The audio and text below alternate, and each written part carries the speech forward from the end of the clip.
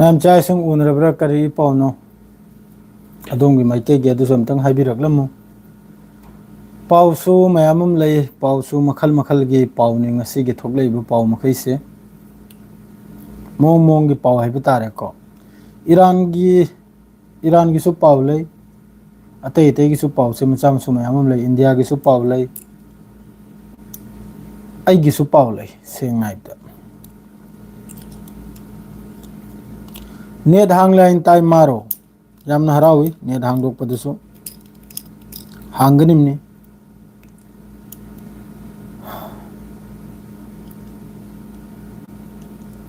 ꯑꯃꯨꯛꯀ ꯊꯤꯡꯕꯒꯤ ꯀꯤꯁꯨ ꯀꯤꯔꯤꯕꯅꯤ ꯑꯃꯨꯛꯀ ꯊꯤꯡꯈꯤꯅꯤꯔ ꯍꯥꯏꯅ ꯐꯤꯕꯝꯁꯦ ꯑꯗꯨꯐꯥꯎꯕ ꯏꯪꯗ꯭ꯔꯤꯕ ꯃꯐꯝꯁꯦ ꯂꯥꯏꯟ ꯑꯃ ꯇꯥꯗ꯭ꯔꯤꯕ ꯀꯅꯥ ꯀꯅꯥꯅꯣ ꯂꯩꯔꯤꯁꯤ ꯃꯤ ꯑꯍꯨꯝꯗꯤ ꯂꯥꯛꯂꯦꯀꯣ ꯀꯅꯥ ꯑꯣꯏꯔꯤꯕꯅꯣꯗ꯭ꯔꯤ ꯈꯪꯗ꯭ꯔꯦ ꯗꯣꯅꯥꯜड ꯇ꯭ꯔꯝꯁꯤ ꯗꯣꯛꯇꯔ ꯗꯣꯅꯥꯜड ꯇ꯭ꯔꯝꯁꯤ ꯋꯥꯔꯜꯗ ꯃꯉꯣꯟꯗꯒꯤ ꯍꯦꯟꯅ ꯃꯆꯤꯟ ꯊꯤꯕ ꯃꯤꯁꯤ ꯂꯩꯇ꯭ꯔ ꯃꯥꯜꯂ ꯍꯥꯏꯅ ꯈꯜꯂꯤ ꯗꯨꯅꯤꯌꯥꯁꯤꯗ ꯃꯍꯥꯛꯅ ꯃꯆꯤꯟ ꯊꯤꯕꯅ ꯃꯔꯝ ꯑꯣꯏꯔꯒ ꯍꯧꯖꯤꯛ ꯑꯃꯛꯀ ꯏꯁꯇ꯭ꯔꯦꯠ ꯑꯣꯐ ꯍꯣꯔꯃꯨꯁꯁꯤ ꯑꯃꯛꯀ ꯊꯤꯡꯈ꯭ꯔꯤꯕꯅꯤ ꯃꯥꯅ ꯃꯆꯤꯟ ꯊꯤꯕꯅ ꯃꯔꯝ ꯑꯣꯏꯔꯒ ꯃꯥꯅ ꯃꯆꯤꯟꯁꯦ ꯊꯤꯃꯜꯂꯛꯑꯕ ꯌꯥꯝ ꯁꯥꯊꯤꯅ ꯊꯤꯔꯛꯑꯕ ꯑꯣꯚꯔꯗ ꯆꯤꯟꯁꯤꯁꯨ ꯊꯤꯕꯒꯤ ꯂꯤꯃꯤꯠ ꯑꯃ ꯂꯩꯌꯦ ꯃꯥꯒꯤꯁꯤ ꯑꯩꯈꯣꯏꯒꯤ ꯏꯁꯇꯦꯖ 4ꯗꯨ ꯌꯧꯈ꯭ꯔꯦ ꯏꯁꯇꯦꯖ 4ꯗꯨ ꯌꯧꯅ ꯆꯤꯟꯁꯤ ꯊꯤꯔꯨꯕꯅ ꯃꯔꯝ ꯑꯣꯏꯔꯒ ꯉꯁꯤ ꯏꯟꯗꯤꯌꯥꯒꯤ ꯑꯣꯏꯜ ꯇꯦꯡꯀꯔꯒꯤ ꯃꯊꯛꯇ ꯐꯥꯏꯌꯔꯤꯡ ꯇꯧꯕ ꯐꯥꯎ ꯌꯧꯈ꯭ꯔꯤꯕꯅꯤ ꯏꯔꯥꯟꯒꯤ ꯅꯦꯚꯤꯒꯤ ꯇꯔꯞꯇꯒꯤ ꯑꯁꯤꯁꯨ ꯍꯧꯖꯤꯛ ꯑꯦꯛꯁ ꯍꯦꯟꯗꯦꯜꯗ ꯑꯦꯛꯁꯇ ꯇ꯭ꯋꯤꯇꯔꯗ ꯊꯦꯡꯅꯔꯝꯕ ꯏꯔꯥꯟꯒꯤ ꯑꯦꯝꯕꯦꯁꯦꯗꯔ ꯍꯥꯏꯕ ꯇꯥꯔꯦꯀꯣ ꯃꯈꯣꯏꯒꯤ ꯑꯦꯝ ꯕꯤ ꯁꯤ ꯂꯩꯔꯤꯗꯣ ꯏꯟꯗꯤꯌꯥ ꯃꯅꯨꯡꯗ ꯑꯗꯨꯒꯤ ꯃꯀꯣꯛ ꯆꯤꯡꯂꯝ ꯃꯈꯩꯗꯨ ꯏꯟꯗꯤꯌꯥꯒꯤ ꯇꯔꯞꯇꯒꯤ ꯇꯂꯞ ꯇꯧꯕꯒꯤ ꯋꯥꯅꯤ ꯇꯂꯞ ꯃꯥꯅꯤ ꯀꯧꯕꯒꯤ ꯋꯥꯅꯤꯀꯣ ꯀꯧꯔꯒ ꯍꯪꯒꯗꯧꯔꯤꯕꯅꯤ ꯀꯔꯤ ꯁꯨꯗꯥꯒꯤꯅꯣ ꯀꯥꯞꯈ꯭ꯔꯤꯁꯦ ꯑꯩꯈꯣꯏꯒꯤ ꯑꯣꯏꯜ ꯇꯦꯡꯀꯔꯒꯤ ꯃꯊꯛꯇ ꯃꯥꯅ ꯍꯪꯗ꯭ꯔꯤꯉꯩꯗꯅ ꯍꯥꯟꯅ ꯁꯣꯝꯗ ꯄꯥꯎꯁꯤ ꯊꯣꯛꯂꯛꯈ꯭ꯔꯦ ꯑꯗꯨꯒꯨꯝꯕ ꯃꯍꯥꯂꯛꯁꯃꯤ ꯍꯥꯏ ꯃꯥꯜꯂꯦ ꯖꯍꯥꯖꯇꯣ ꯍꯧꯖꯤꯛꯀꯤ ꯑꯣꯏꯜ ꯇꯦꯡꯀꯔꯗꯨꯒꯤ ꯃꯃꯤꯡꯁꯦ ꯀꯣꯃꯦꯟ ꯑꯃꯐꯥꯎ ꯂꯥꯛꯇꯦ ꯀꯔꯤꯒꯤꯅꯣ ꯀꯣꯃꯦꯟꯁꯤ ꯌꯥꯗ꯭ꯔꯤꯕ꯭ꯔꯥ ꯀꯔꯤꯅꯣ ꯑꯝꯇ ꯍꯥꯏꯕꯤꯔꯛꯑꯣ ꯀꯣꯃꯦꯟ ꯑꯃꯈꯛꯇ ꯇꯧꯕꯤꯔꯛꯎ ꯌꯦꯡꯒꯦ ꯀꯣꯃꯦꯟꯁꯤ ꯌꯥꯗ꯭ꯔꯤꯁꯤ ꯀꯔꯤꯒꯤꯅꯣ ꯀꯣꯃꯦꯟ ꯇꯧꯅꯔꯛꯄ ꯌꯥꯎꯔꯕ꯭ꯔꯣ ꯇꯧꯔꯛꯂꯦ ꯀꯣꯃꯦꯟ ꯌꯥꯏ ꯑꯩꯗꯤ ꯑꯃꯐꯥꯎ ꯂꯥꯛꯇꯕꯁꯤꯗ ꯀꯣꯃꯦꯟꯁꯤ ꯌꯥꯗ꯭ꯔꯕ꯭ꯔꯥ ꯍꯥꯏꯅ ꯈꯜꯂꯨꯔꯦ ꯀꯔꯝ ꯇꯧꯗꯅ ꯏꯆꯤꯟ ꯏꯅꯥꯎ ꯃꯌꯥꯝ ꯅꯈꯣꯏꯕꯨ ꯅꯦꯠꯁꯤ ꯃꯇꯝ ꯁꯥꯡꯉꯦ ꯅꯈꯣꯏ ꯃꯈꯩꯒ ꯎꯅꯈꯤꯗꯕꯁꯦ ꯄꯥꯎ ꯐꯥꯎꯅꯈꯤꯗꯕꯁꯦ ꯅꯦꯠ ꯂꯥꯡꯗꯨ ꯍꯥꯡꯉꯕ꯭ꯔꯣ ꯑꯦꯝꯗꯤ ꯑꯛꯕꯔ ꯁꯤꯡꯍ ꯅꯦꯠ ꯂꯥꯡꯗꯣ ꯍꯥꯡꯉꯕ꯭ꯔꯣ ꯀꯔꯤ ꯀꯔꯝ ꯄꯥꯎꯅꯣ ꯑꯗꯣꯝꯒꯤ ꯑꯗꯨꯁꯨ ꯑꯝꯇꯪ ꯇꯥꯒꯦꯗꯅ ꯁꯥꯡꯅ ꯑꯩꯈꯣꯏꯗꯗꯤ ꯄꯥꯎꯁꯤ ꯌꯧꯔꯛꯇ꯭ꯔꯕꯅꯤꯅ ꯁꯥꯍꯔꯨꯈ ꯍꯥꯡꯂꯦ ꯍꯥꯏꯔꯤ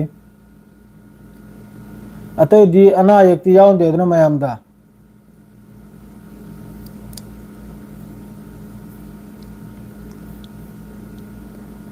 ꯍꯧꯖꯤꯛ ꯑꯞꯗꯦꯠ ꯑꯃ ꯑꯃꯨꯛꯀ ꯂꯥꯛꯏꯕꯕꯨ ꯏꯔꯥꯟꯅ ꯑꯃꯨꯛꯀ ꯏꯁꯇ꯭ꯔꯦꯠ ꯑꯣꯐ ꯍꯥꯔꯃꯨꯁꯁꯦ ꯍꯥꯡꯕꯒꯤ ꯋꯥꯅꯤꯀꯣ ꯍꯧꯖꯤꯛ ꯑꯞꯗꯦꯠꯅꯤ ꯅꯥꯔꯛꯀꯤ ꯑꯣꯏꯅ ꯊꯤꯡꯉꯨꯔꯦ ꯑꯗꯨꯒ ꯑꯃꯨꯛꯀ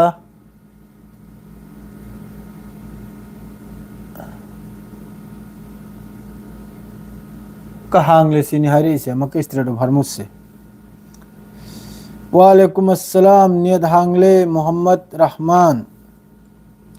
ꯌꯥꯎꯗꯦ ꯑꯣ ꯐꯔꯦ ꯑꯗꯨꯕꯨꯗꯤ ꯌꯥꯎꯗꯦ ꯍꯥꯏꯔꯗꯤ ꯌꯥꯝ ꯐꯈ꯭ꯔꯦ ꯑꯗꯨ ꯈꯛꯇꯒꯤ ꯃꯊꯧꯅꯤ ꯌꯥꯎꯗꯕꯗꯨꯒꯤ ꯃꯊꯧꯅꯤ ꯃꯤ ꯃꯈꯩꯁꯤ ꯂꯣꯏꯅ ꯅꯦꯠ ꯍꯥꯡꯕꯒꯤ ꯑꯃ ꯄꯥꯎ ꯂꯥꯡ ꯐꯥꯎꯗꯣꯛ ꯐꯥꯎꯖꯤꯟ ꯇꯧꯗ꯭ꯔꯤ ꯃꯥꯜꯂꯦ ꯂꯣꯏꯅꯃꯛ ꯕꯤꯖꯤ ꯑꯣꯏ ꯃꯥꯜꯂꯦ ꯑꯩ ꯋꯥꯈꯜꯗ ꯉꯁꯤꯁꯦ ꯈꯖꯤꯛꯇꯪ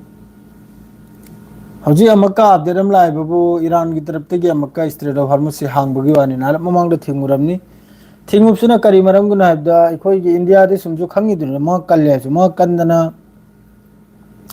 ꯑꯣꯏꯜ ꯇꯦꯡꯀꯔ ꯖꯍꯥꯖ ꯑꯅꯤ ꯏꯔꯥꯟꯒꯤ ꯄꯥꯔꯃꯤꯁꯟ ꯌꯥꯎꯗꯕꯤꯗ ꯏꯁꯇ꯭ꯔꯦꯠ ꯑꯣꯐ ꯍꯥꯔꯃꯨꯁꯁꯤꯗ ꯂꯥꯜꯒꯅꯨ ꯇꯧꯕ ꯀꯥꯟꯗ ꯀꯥꯞꯄꯖꯥꯠꯅꯤ ꯃꯣꯏ ꯃꯊꯛꯁꯤꯗ ꯑꯁꯤꯗ ꯍꯧꯖꯤꯛ ꯂꯣꯏꯅꯃꯛꯇ ꯍꯦꯟꯅ ꯏꯝꯄꯣꯔꯇꯦꯟ ꯍꯥꯏꯕꯕꯨ ꯉꯁꯤ ꯅꯨꯃꯤꯠ 12ꯅꯤ ꯍꯞꯇꯥ ꯑꯅꯤꯒꯤ ꯁꯤꯖꯐꯥꯌꯔꯁꯤꯗ ꯀꯩꯅꯣ ꯃꯅꯨꯡꯁꯤꯗ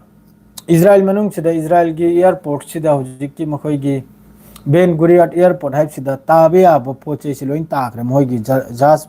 ꯐ꯭ꯂꯥꯏꯠ ꯃꯈꯩꯁꯦ ꯀꯥꯔꯒꯣ ꯐ꯭ꯂꯥꯏꯠ ꯃꯈꯩꯁꯦ ꯑꯁꯤ ꯄꯨꯝꯅꯃꯛꯁꯦ ꯑꯌꯥꯝꯕꯗ ꯋꯥꯂꯦꯀꯨꯝ ꯑꯁꯂꯥꯝ ꯑꯁꯤ ꯄꯨꯝꯅꯃꯛꯁꯦ ꯑꯌꯥꯝꯕꯗ ꯃꯄꯥꯟꯗꯒꯤ ꯑꯃꯦꯔꯤꯀꯥꯔꯣꯝꯗꯒꯤ ꯈꯨꯠꯁꯨ ꯈꯨꯠꯂꯥꯏꯁꯦ ꯄꯨꯁꯤꯜꯂꯛꯏꯕꯅꯕ ꯈꯨꯠꯁꯨ ꯈꯨꯠꯂꯥꯏ ꯃꯥꯅꯦ ꯃꯈꯣꯏꯒꯤ ꯏꯟꯇꯔꯁꯦꯞꯇꯔ ꯑꯣꯏꯒꯦꯔꯥ ꯑꯗꯩꯗꯤ ꯍꯧꯖꯤꯛ ꯃꯈꯣꯏꯗ ꯁꯣꯔꯠ ꯑꯣꯏꯔꯤꯁꯤ ꯀꯔꯤꯅꯣ ꯍꯥꯏꯕꯗ ꯃꯈꯣꯏꯒꯤ थार की मिसाइल माद्रेदी सोमनबु पेट्रियट की मिसाइल एरो की मिसाइल मादुई मतुंगदा अतै अतैसु मिसाइल में अब मखोइद शॉर्ट ना बने इंटरसेप्ट तौबगी मिसाइल मखैजे असि पुनमक्सी हौजिकता इजराइल मनुंगदा लोइना मखोइगी खुचु खुलाइसे पूरा ओइरे हयेंग तारीख कुलनी थोई योबसिदा ईरान की अरबियन से रेड सी पर्शियन गल्फ यौन जहाज अहुम निलाकदुरसे जॉर्ज बुश त्रिपोली अद्रेदी सोमनबु गेरल फोर्ट एब्राहम लिंकन से लापना लाइख्रे को जहाज अहुम से लाकदुरमी लाकपै मतुंगदा हौजिक डोनाल्ड ट्रम्प हारेबा करिगुंबा ईरान दिल सी यादब तारगदि ईरान की मथक्ते यामना चावना स्ट्राइक तौनेना अदुगी स्ट्राइक अदुगुंबा लांदु तौबैदमक्तनि हौजिक माना 10 days अमसु सोमदा लेबनानदा ईरान गनबु 14 days असिगी सिस्फायर तौरिसे अमेरिका अमसुंग इजराइल बु जायोनिस्ट बु पूरा मखोइगी मखुत से पुलम बदे लौथोकपगुमनि ईरान हौजिक लौथोखरिसे सिदा मखोइगी खुचु खुलाय जो मखोइगी इंतजाम तौनिबि याबा मखोइ तौखरे यूरेनियम की असेंग पाव से सिनी ईरान की तरफ की क्लियर नि सी ईरान की आरटी द फोंगदरप पावनी ईरान की मथ्वाई ने है यूरेनियम इन्वेस्टमेंट तौदन लैजिसे हौजिकता सीरसु पिरोसिनी ईरान की इज्जत के सवाल ने है इज्जत के सवाल होइग्रदी हौजिक डोनाल्ड ट्रम्प अतै अतैना पेपा सोशल मीडिया दे लाउरिदो सुप्ता तारुनु ईरान की तरफ की क्लियर वानी यूरेनियम इन्वेस्टमेंट तौब सुपी पिथोकलो है सुपी पिरो है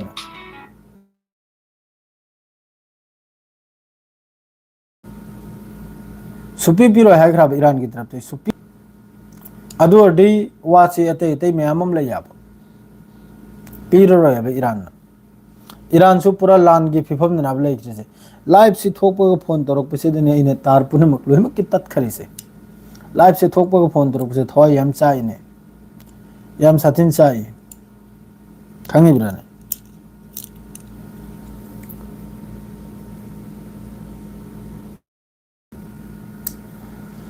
मेसेज अमतंग तौरमिदा इमानब खर लाके मधु अना हर तरह मखाई की लाओ हजिकते थबक तौरे तरह मखाई फाउदी खितंग बिजी निदो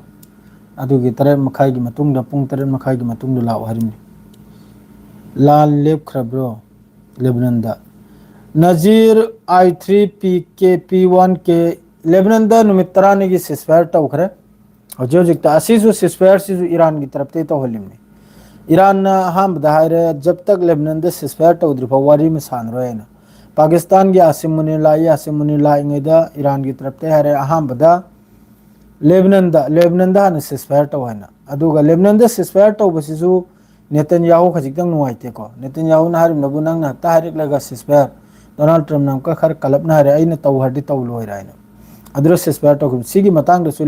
इजराइल नुवाइते लेबनान सिस्फायर तौबसे इजराइल याम साथिन नुआइते नेतन्याहू याम साथिन नुआइते इजराइल की IDF की चीफ सु नुआइते लेबनान सिस्फायर तौकिबसे तौद्रदी ईरान हाइराब ईरान के सिस्फायर की मतंग वारी में सानरो याना दु वारी पुन मक्से सानद्रन लोइखरे आसिम मुनि सु चखरे लोइमक सु चखरे अदुगा बांग्ला पाकिस्तान दसु लांगले हयंग निंथोकाव नुमित सेकंड राउंड वारी हौबगी अदुमक हौजिक फावबा ईरान की तरफ तगी सेकंड राउंड वारी अमसुंग सिस्फायर तौबसिगी मतंगदा ईरान की एनी न्यूज़ एजेंसी वगैरह एनी मखोई की खबर वगैरह मखोई की पेजेस्कियान वगैरह कालीबाफ वगैरह अब्बास अराक्ची वगैरह माद्रेदी ख़त्म अल अंबिया वगैरह सिदगी हजु फाव सिस्फायर की मतंग सिदा वारी एम फाव थोकलक्तरे वाही एम हजु फाव हायरक्तरे पावम लिथोरक्तरे अतै अदुम डोनाल्ड ट्रम्प ना वारी काबगम लोइजनरे ईरान के फम्मे के साइन तौनिप्तनि ngaire आइसु इस्लामाबाद चकने अदुगे साइन तौगने अदु मचिन थीदना ngangi हजु फाव ईरान की तरफ तगी सिस्फायर की मतंगदा वारी एम फाव सारक्तरे ईरान की तरफ तगी असिगी मनुंग सिदा हजिक तौनरिसे करिन स्ट्रेट ऑफ हार्मुस से ईरान सिदा मखोय नारसि ईरान नारसि नबु बस कमर्शियल जहाज गांगता अखोय की थाव तेल अमा बिजनेस की असिकुम बखक्ता असिदा हजिकसु थिंगी इजराइल की जहाज थिंगली अमेरिका की जहाज थिंगली असिदा नेवी की ओइबे जहाज अम फाव चंगलक यारोय अतै इतेम फाव चंगलक यारो अदु अयुक ngasi असai नुंगथिलवाइदा स्ट्रेट ऑफ हार्मुस थिंगरिसिनबु अमेरिका की तरफ तगी मखोय की हुरान बगिलमचत चलंबा अदुना मरम ओइरगा स्ट्रेट ऑफ हार्मुस थिंगमनी अदुगा इंडिया की जहाज तो काप थिलबदुनबु बगैर इजाजत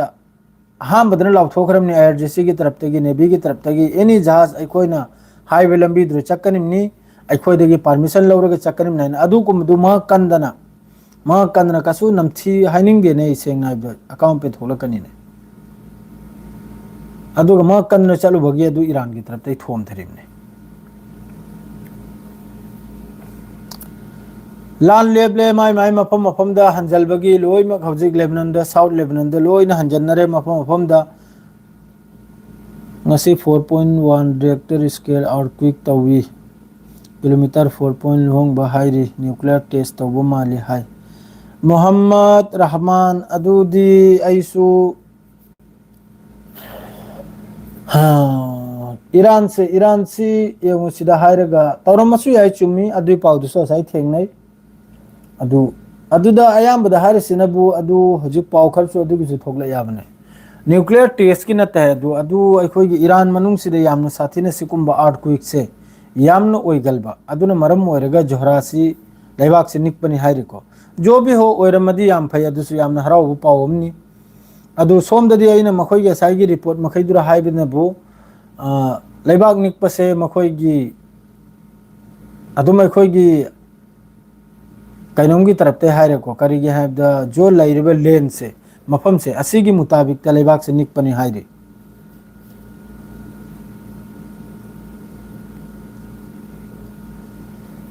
mani achumana jannat ta machin thibana jahannam da asengwani achumana madu hojik jahannam da tari baini dona machin thidna Iran ga 100% loire 99% yanre uranium investment pithok pada yanre chahi kul kanom tawraroi investment tawraroi adu karak to loina pangang ta nganglam badagi hojik loina chairi baini dona hojik haire dona Iran na wari sandrasu Iran gi 10 point ro wari sandarum na Iran na job pi ki 10 point do adro wari sandarum ni adro hendok lega atop point am ta su Iran na wari sandro ni clear wa haithre lan si kanana ngam de sida so dum khanglo sida su santhi paire ga tumba kharna hairi Iran se kabagam loikhrimne kanana loikhri je adum ek biro mayam loikhri je kanana fatherland loikhri bra na Iran loikhri bra adum khanglo Iran na madre de hojik hairi amakasi su wari se makha tabta radi Iran की तरफ से हमका high रहा है हजिक के सी की region से लाइरिबो middle east country मखई से सऊदी अरब वगैरह कतर वगैरह ओमान वगैरह बहरीन वगैरह जॉर्डन वगैरह मखोई देगी सु पैसा लोबगी वाने मखोई देगी सु पैसा मखोई देसु खर्चा ने जिस तरह ईरान मनुंग हजिक काई तो ईरान दा हजिक 270 बिलियन की अशोकपनी ईरान मनुंग सिदा असिदगसु हेंदोक्तना अतोपसु पैसा से मखोई लौगदौरे ईरान करिगुंबा सिस्फायर से तौब तारगदि अदु ngasi country ni fu amgi su meeting am phammi ko France amasung UK gi tarap tegi semgat sagat pani adugi details hoju phau laktre sengna de lakpai matung da bro ngasi su Manipur da mai mi hatle Joy Chandra Wangtheng bam ngasi su Manipur da mi hatle Manipur si Gaza ni da hojik ta aigi hisab ta de Lebanon amasung Gaza ni samna the जिस तरह तौरिबा central force न तौरिबा video मखैदो chill पुल सु याद रे करिगा दी Twitter the फाव लाख रदी ngang de याद रे खबर की पाउदन बो गुल्ली मारो ट्विटर द लाख रदी आखोई दी ट्विटर से हमेशा लाइरिनी 24 घंटा करी पाउ ठोक ले जाइना ट्विटर द फाव लाख रे गजा ने लेबनान नि दुआ तो बसरा उपाय लेते लेबनान गजा वलम ने जिस तरह सीसीटीवी थुगारी दो नहीं दे खरनी ममांगदा Gaza की दमकता मतेंग पुदन लाकपा जहाज मोहगी फ्लोरिडा हाइब्रा हाइब्रा कनो जहाज हम खग यूरोप लमदे लाखिबदो अदुरे जिस तरह मखोइना सीसी कैमरा थुगाई खिबदो मयाम उरमगनी सोइदमकी सोशल मीडिया दा उब्रो एंग्रे दि खंगदेको अदुरे जिस तरह मखोइना आईडीएफ की लानमी मखैना सीसी कैमरा थुगाई खिबदो अदुमकनी अरांग हल सीसी कैमरा थुगारी दो सेंट्रल फोर्स ना येंखरो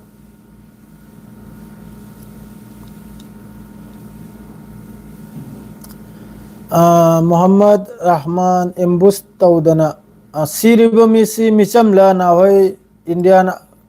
Army gi mira na hoy CRPF la kanano sirise aikoi meitei ra pangalla na hoy makhoi mira kanano aduni do asal main se asal ponje dunaba siriba misi kanano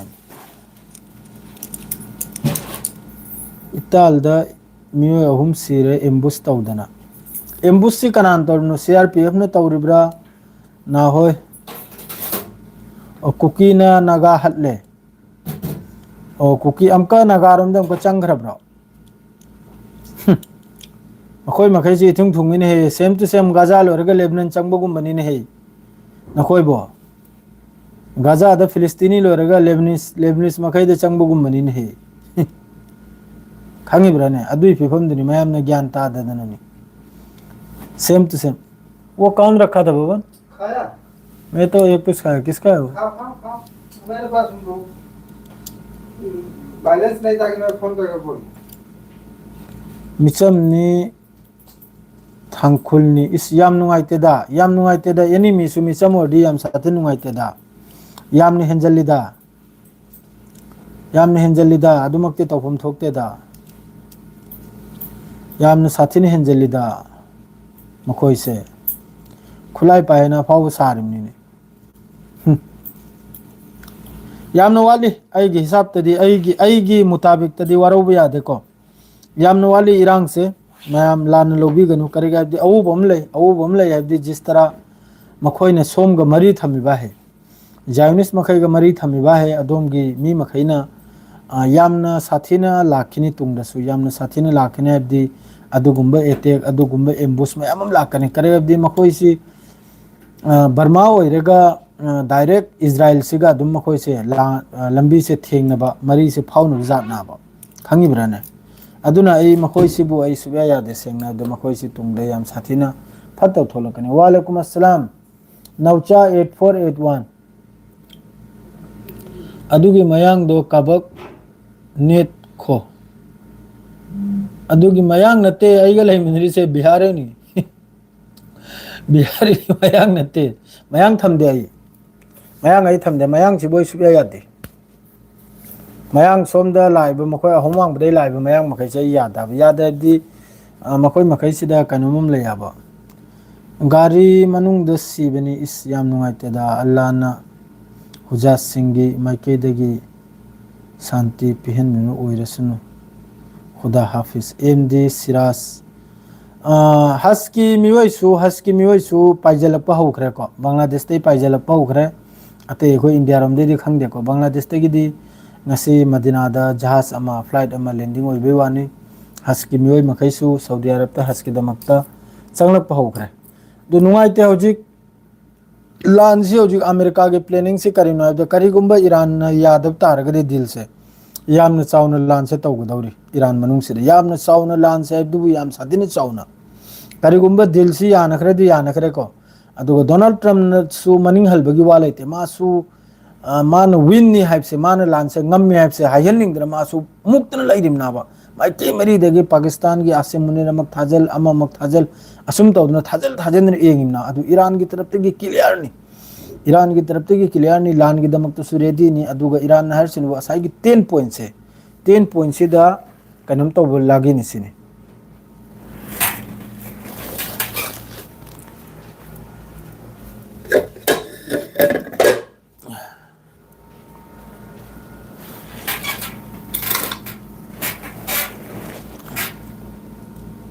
लागिन है 10 point से याब लागिन है seeker पोना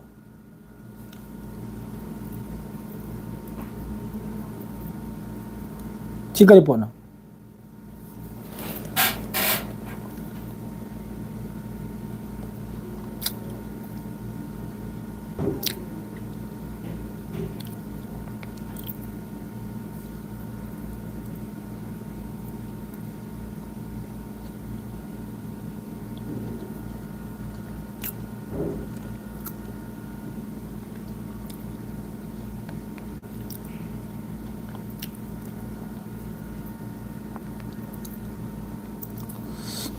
मणिपुर हिंगबो वारे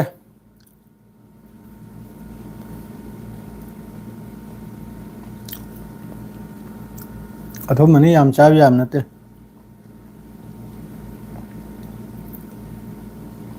रोहिना बेगम force पु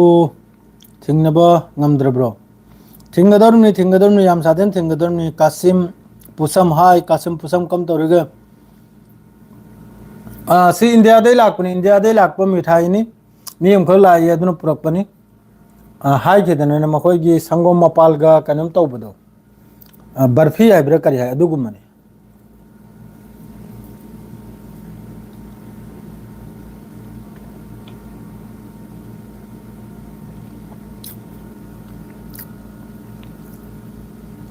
पूरा संगोम मपाल ने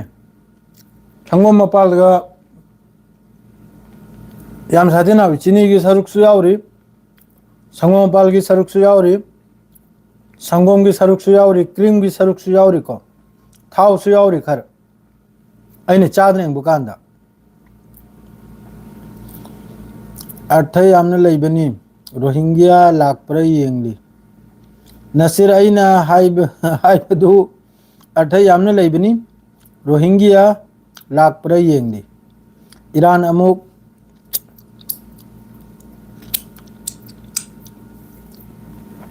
सारो सारो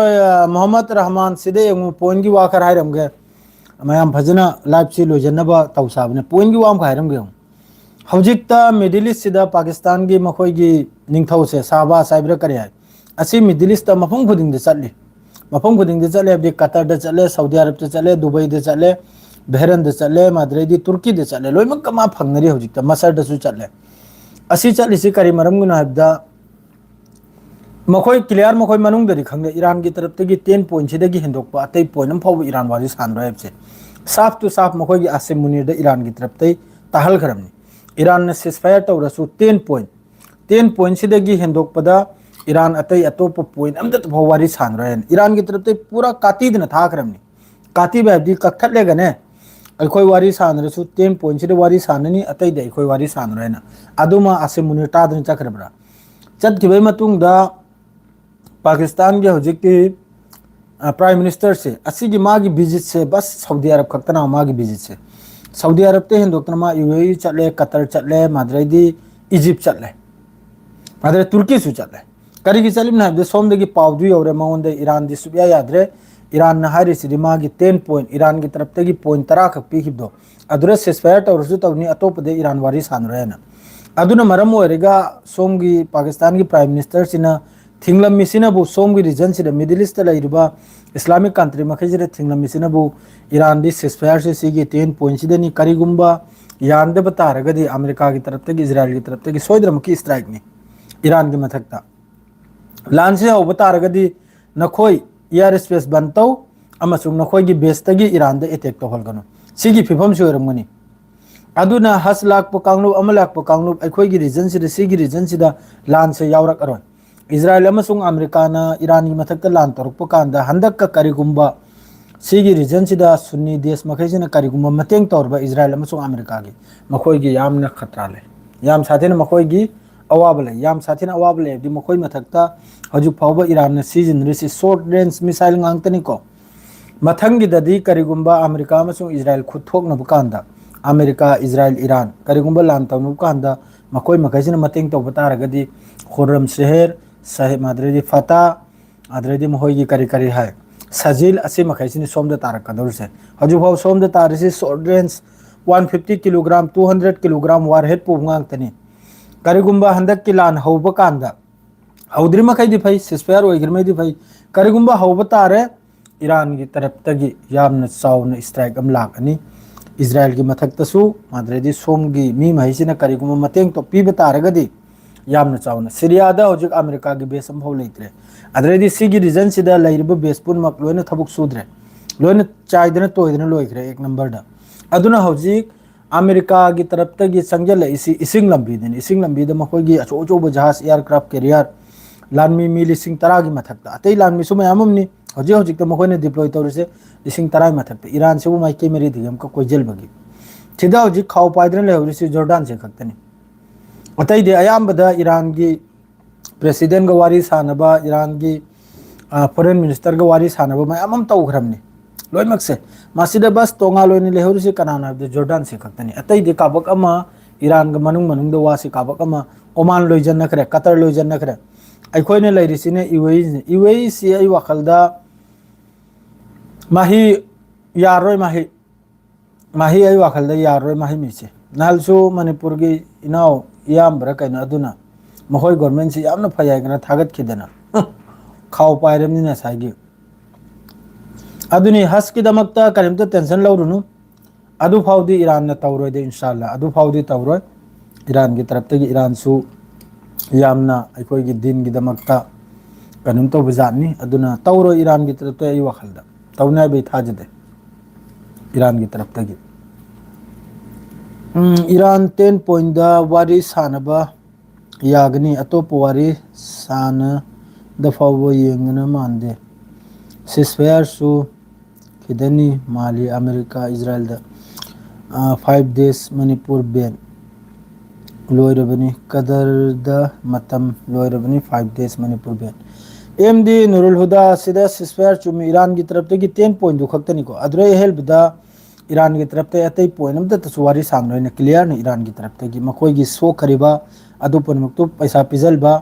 अदरेदी Iran की मथकता तुंगना उलान तौरक्तरबा ईरान की यूरेनियम इन्वेस्टमेंट तब ईरान हौजिकसु क्लियर हारी आपने मखोई न्यूक्लियर बॉम्ब सारो है ईरान की तरफ ते हारी अदुकुंब कॉन्फिडेंस तुम लौबगी दमकता अदुकुंब वारे तुम लौबगी दमकता हौजिक की डोनाल्ड ट्रम्प की डॉक्टर डोनाल्ड ट्रम्प की राइट हैंड से आसिफ मुनीर से फील्ड मार्शल से लाकलम बनाबा ईरान दने ईरान की मखोई की मनुंग की हलचल से करिनो इंथोप लाकलम बनाबा असल दा अदुनी मेन पुने दो हौजिक नसी अमका पावम थोइसिनी इंडिया की जहाज की मथकता काप थिनना तौबा अमा तौबा असिगी मतंग नबो हौजिक ईरान हाइरा इंडिया नारी मखोई की तलब तौने न तलब तौरगा करी हाइनरक पना दो में एंग सिदोना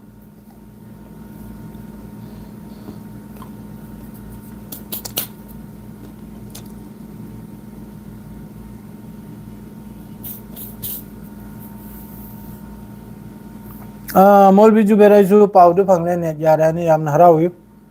अदुमकपु अदोमदा हौजिक ओइरिसि पूरा लेबनान गाजा की मौंगदनी उरे लोइमक वीडियो पुनमक लागले ट्विटर हैंडल दसु मद्रेदी एक्स दसु लोइमक त लागले यूट्यूब दसु लागले फेसबुक दसु लागले मैम उरे जिस तरह हौजिक सेंट्रल फोर्स ने तौरिद्री पूरा जुलुमनी हेंग हाइदुदो हौजिक गवर्नमेंट सिने तौरिसिरी पूरा पब्लिक की मथकता जुलुमनी यामना चाउख्रबा जुलुम हाइदुबु असरेने चाउनगा जुलुम लेते से इसाना खोंगफम लालुदगी थोकपो गांगतनी इसाना अचुंब सरकार धर्म कर्म येंगेगा सरकार खलबा धर्म कर्म येंगेगा सरकार खल्लदी अदुम मयामम थोकलखिनी धर्म कर्म येंगलोइदनिमनि चौखतपे येंगलेगा सरकार खलगनिमनि चौखतपे येंगलेगा सरकार खलगनिमनि ईरान से मनुंग टेक्नोलॉजी वन लेहोबना यूएसए इजराइल ना ngam माने असेंबो आनी ngasi ईरान ने चाही कुल दगिनिको ngasi ईरान ने लांगजल ऐसे हौजिकसु ईरान की ड्रोन प्रोडक्ट्स 10 सरुक तरा थोकना हेना ड्रोन प्रोडक्ट्स से हौजिकसु ईरान दे तौरिया ड्रोन प्रोडक्ट्स से यामना एकदम 10 प्लस होइना सरुक तरा हेना तौरिमनि हौजिकते याम कन थबुक सूर्या ईरान दसु ईरान मनुंग से सुदम न तेदरे मखोइने की दबगी वादी मखोइ के हौजिकी पेजेस क्यान क्राहाइरिदो साइकिल का इस्फहान दगी चथोक चचिन तौर साइकिल का येंग खरो दोडी साइकिल का चथोक चचिन तौर इस्फहान दगी अदोडी मखोइ सिदा सीब खोत पसी मखोइ सी करिम त मवाल उजल बिजातु न ताब शहीद की दमक त हमेशा रेडी दे ले बिजातु ना मखोइ की कोम से सेगना हबदा अदुनी अदु मथंगी पावम पुरेगा लाचरगे हौजिकी स्वाइस लाइव से लोइजनजरगे फेसबुक ता अमतंग लाइव थोक त्रिबि सांगरे ngasi अमतंग लाइव थोक करिमनि मैम शेयर ngasi की पाव से यामना फिफम चाद को एनी टाइम दे लान होरक याय सेंग सेंग बिदा अदोम दसु एनी टाइम दे लान होरक याय अदुन चेक्सल व्यू मैम पुनमक शेयर के लोइजरे अस्सलाम वालेकुम।